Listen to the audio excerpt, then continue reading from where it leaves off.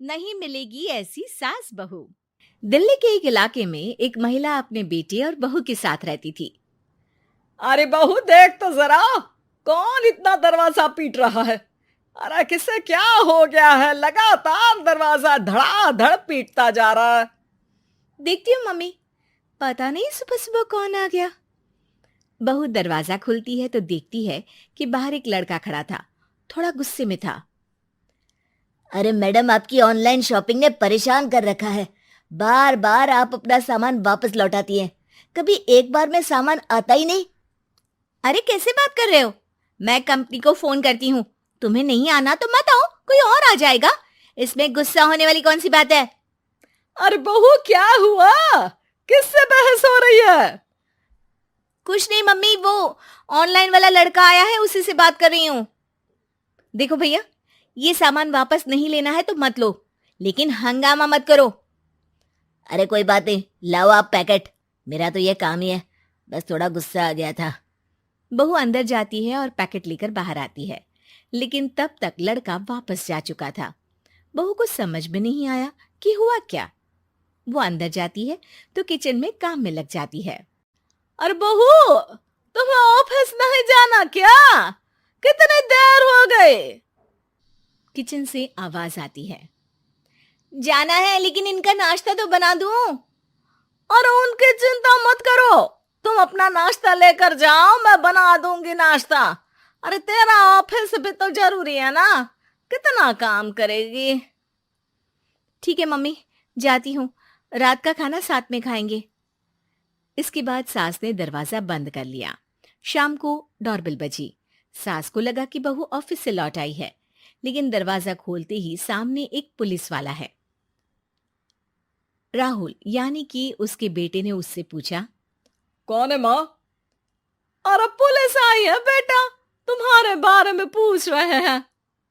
अच्छा, अभी आया माँ। आप ही राहुल है? हाँ जी, मैं ही राहुल हूँ। आपकी पत्नी का नाम विनीता है? हाँ जी, लेकिन आप ये सब क्यों पूछ रहे हैं? और कहाँ है मेरी वाइफ? देखिए, परेशान मत होइए, आपको मेरे साथ चलना होगा, मैं आपको रास्ते में पूरी बात बताता हूँ। मैं आपके साथ थाने क्यों चलूं? कोई क्रिमिनल थोड़ी ना हूं मैं। अरे मैं आपको थाने नहीं ले जाने आया हूं, बल्कि आपको मेरे साथ अस्पताल चलना है। राहुल परेशान होकर पूछता है। क्यों, क्या हुआ? देखिए, आपकी पत्नी का बड़ा एक्सीडेंट हो गया है और वो अस्पताल में भर्ती है। बस किसी तरह से आपका पता मिल सका, इसलिए हम आपको लेने आ गए। राहुल हड़बड़ी में माँ को बगैर बताए पुलिस वालों के साथ घर से निकल जाता है। सर, क्या हुआ मेरी पत्नी को, कुछ तो बताइए। देखिए, घबराइए मत, वो आईसीयू में है, अभी कुछ कहा नहीं जा सकता। कुछ देर में सभी अस्पताल पहुंचते हैं। डॉक्टर साहब, मेरी पत्नी ठीक तो हो जाएगी ना? कैसी हालत है उसकी? देखिए, अभी कुछ कहा नहीं जा सकता है। सिर में चोट है और खून बहुत बह चुका है। शायद खून की भी जरूरत पड़े। ठीक है, मैं खून देने को तैयार हूँ। ठीक है मिस्टर, लेकिन हमें सेम ग्रुप का ही खून चाहिए। अगर आपका मैच होगा तभी आपका खून काम आ सकेगा। जी ठीक है डॉक्टर साहब। तब तक राहुल की माँ भी अपने एक पड़ोसी के साथ अस्पताल पहुंच चुकी थी। अरे बेटा, क्या हुआ? बहुरी कैसी है? माँ, कुछ कहा नहीं जा सकता। अरे बेटा, परेशान मत हो। अरे बहू को कुछ नहीं होगा, वो दिल की बहुत अच्छी है। माँ बेटे बैठे हुए इंतजार कर रहे हैं। सर, आपका ब्लड मैच नहीं हो रहा है और ब्लड हमें अभी चाहिए। अरे बेटा, डॉक्टर साहब से बोलो ना मेरा ब्लड ले ले। अरे माँ, आपकी उम्र हो चुकी है, आपका खून कैसे ले सकते हैं? अरे बेटा, वो बहू कम मेरी बेटी ज्यादा है।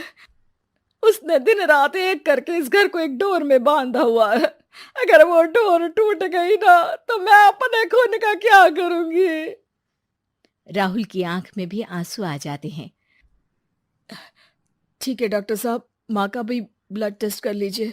अगर मैच हो गया तो ठीक है, नहीं तो किसी और को फोन करता हूँ। डॉक्टर ने तुरंत ब्लड सैंपल लेकर भेज दिया। कुछ देर बाद माँ जी का ब्लड ग्रुप मैच कर गया है पेशेंट से। माँ जी तैयार है ना? माँ, क्या सोच रही हो? अरे बेटा, यही कि बहू की जिंदगी के लिए अगर अपनी जिंदगी भी दांव पर लगानी पड़े तो कम है। वो दिन रात हमारे लिए लगी रहती है।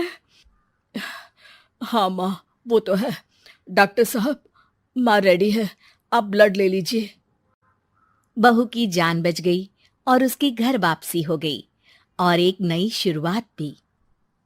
अरे विनीता, नाश्ता तैयार हो गया? जी हाँ, और मम्मी का भी। पहले मम्मी खा ले, उसके बाद हम खाएंगे। अरे तुम माँ की चमची हो क्या? राहुल, मेरी माँ के जाने के बाद उन्होंने ही मेरा माँ की तरह ख्याल रखा है, और उस रात उन्होंने खून नहीं दिया होता तो शायद आज मैं जिंदा भी नहीं होती।